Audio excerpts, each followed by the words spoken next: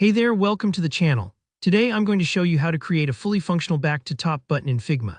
By the end of this tutorial, you'll know exactly how to set up a button that smoothly scrolls users back to the top of your design, a small but super useful feature for any lengthier web page or app design in Figma.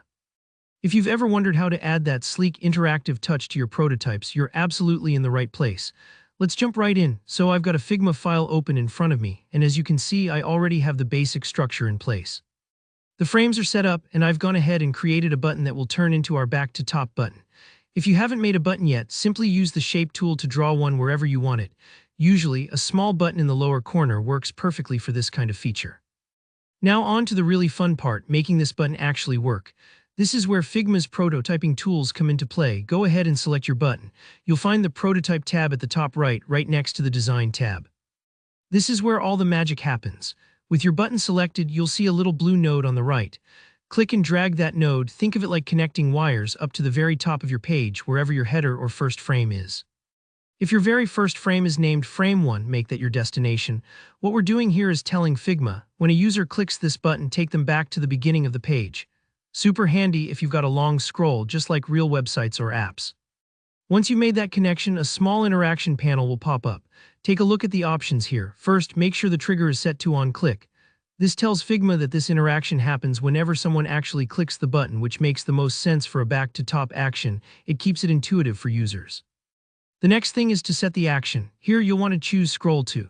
This means that when the button is clicked, the prototype will automatically scroll to wherever you've pointed that blue wire, in this case, your header or Frame 1. You're basically mapping out the journey for the user, like marking X to Y on a treasure map. And for a little polish, let's make this movement smooth and visually pleasing. Under Animation, pick Animate. From the dropdown, choose Ease Out.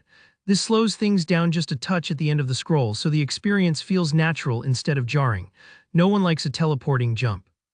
A gentle scroll is always more satisfying. Give it a quick preview, hit play, scroll down in your frame, and tap your new button. Voila! You should see your prototype smoothly scroll back up to the top, just like it would on a live website.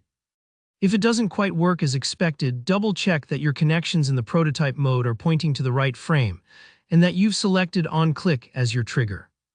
And that's it, you now have a functional, animated back-to-top button in your Figma prototype. It's a tiny detail, but it makes your designs feel much more interactive and real. If you found this walkthrough helpful, make sure to give the video a like. Drop me a comment if you have any questions or want to see more Figma tricks. And of course, hit subscribe so you don't miss out on the next tutorial. Thanks so much for watching and happy designing.